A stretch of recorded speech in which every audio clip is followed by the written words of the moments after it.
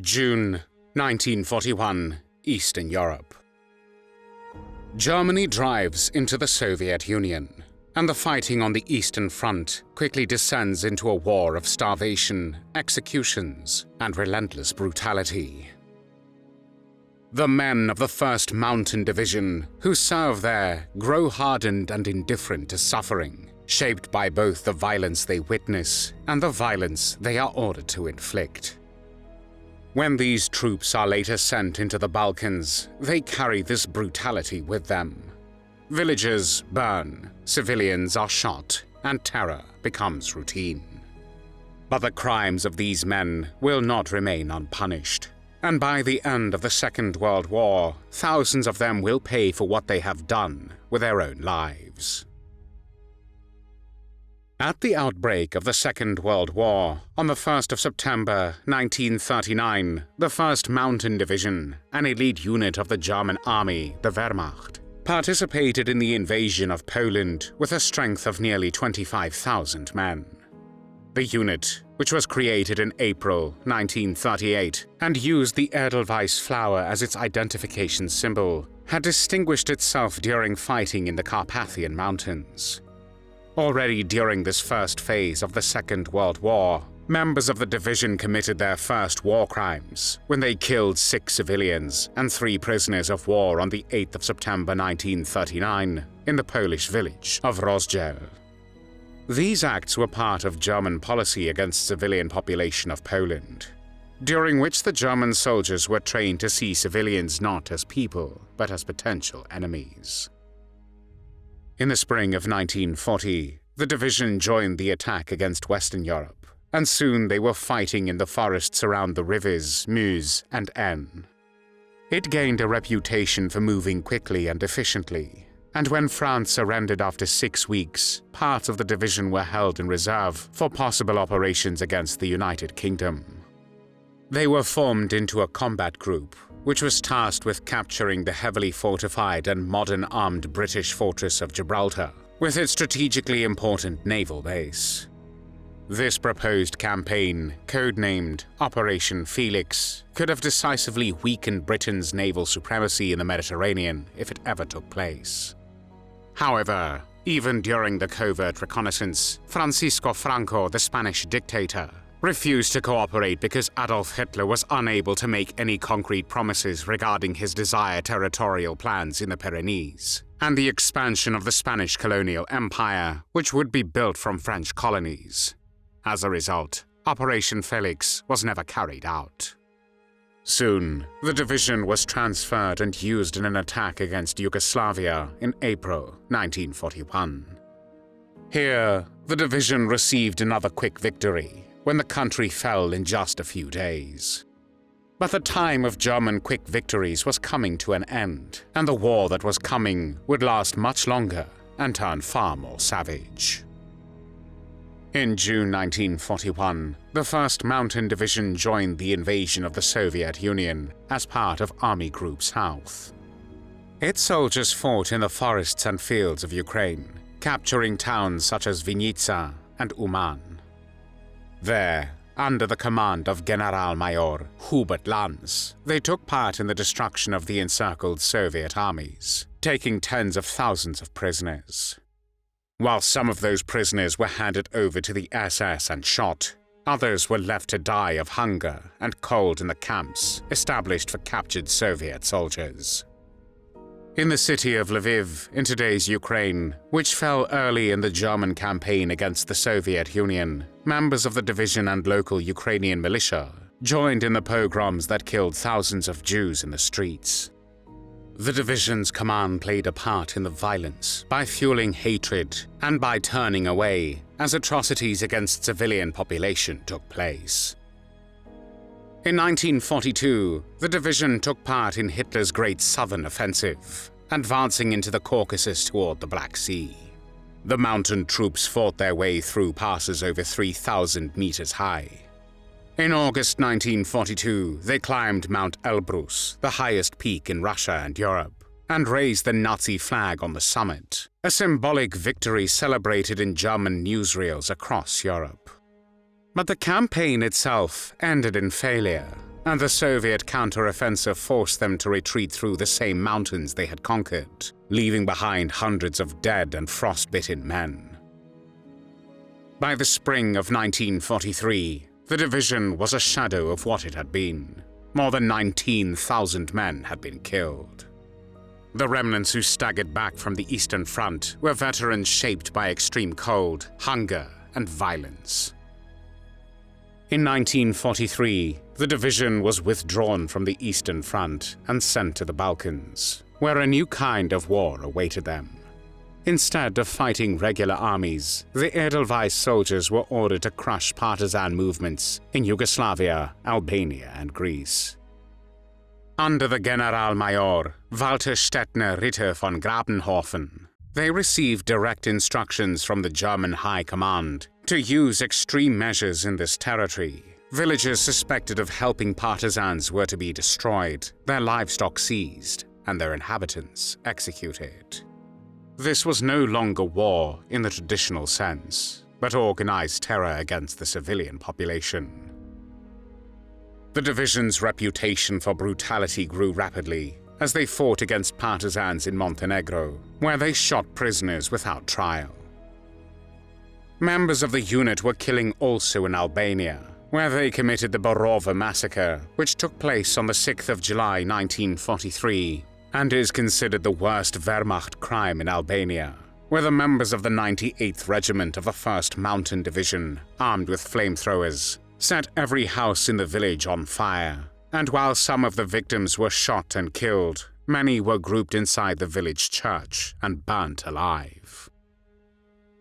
After this massacre, in the summer of 1943, the unit was transferred to Epirus, in northwestern Greece.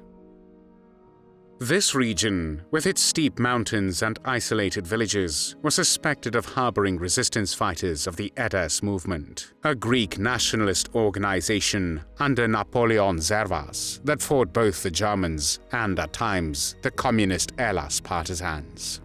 The German command decided to destroy any village connected with them.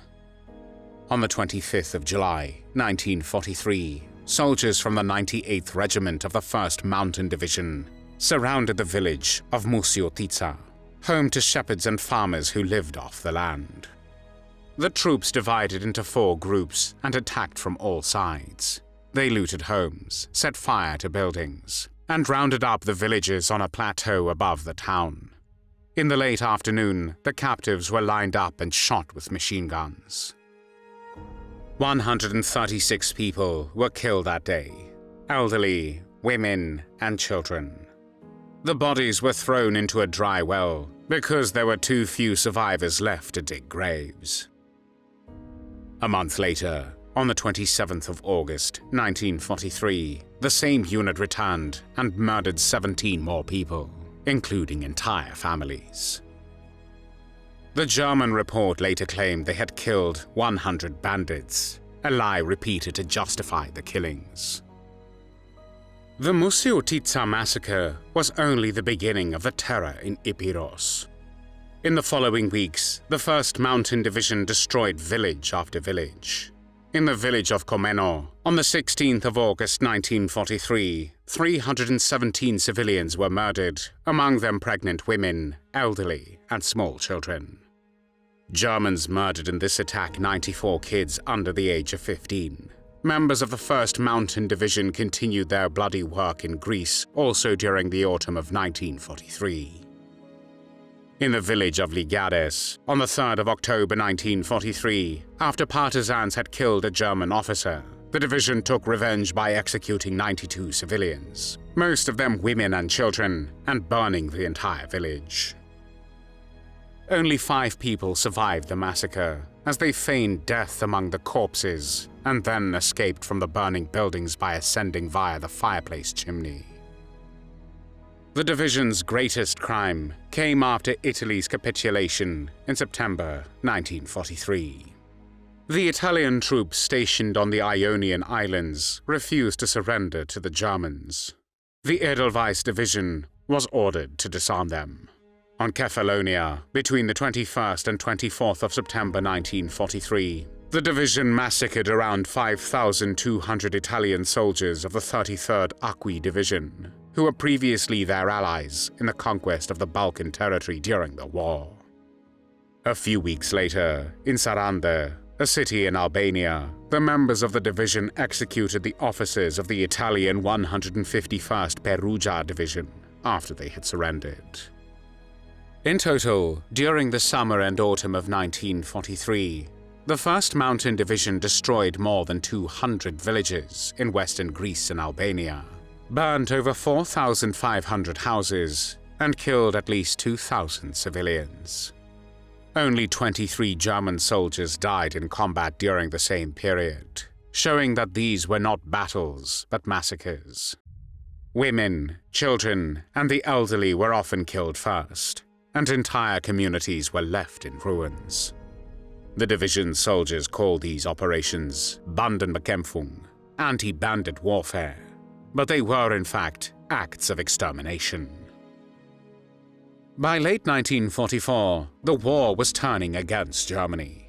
The division, still fighting in Yugoslavia and later in Hungary, faced heavy losses, and on the 12th of March 1945, the division was renamed the 1st Volksgebirgsdivision and fought its last battles on the Austrian territory. When the war in Europe ended, on the 8th of May 1945, the remaining soldiers surrendered to the Americans. The story of the 1st Mountain Division is the story of how a proud elite formation born in the snowy Alps was transformed into an instrument of massacre. Trained for climbing peaks, its soldiers ended up burning homes and shooting villages. They brought with them the habits of the Eastern Front: obedience, hardness, and the belief that any act could be justified as part of the struggle against the so-called bandits. By the end of the war, the Edelweiss they wore was no longer a symbol of purity, but of guilt and murder. The crimes they committed in Poland, the Soviet Union, Greece, Albania, and Yugoslavia stand as a dark chapter in the history of the German army. But those who murdered innocent civilians faced justice. Thousands were killed already during the war, such as Generalleutnant Walter Stettner Ritter von Grabenhofen, who went missing and was probably killed during the fighting near Belgrade in September 1944. Willibald Röse, the officer responsible for the killings in Mousiotitsa and known among his comrades as the Nero of 1298, was killed during an Allied air raid on the German city of Freiburg in November 1944.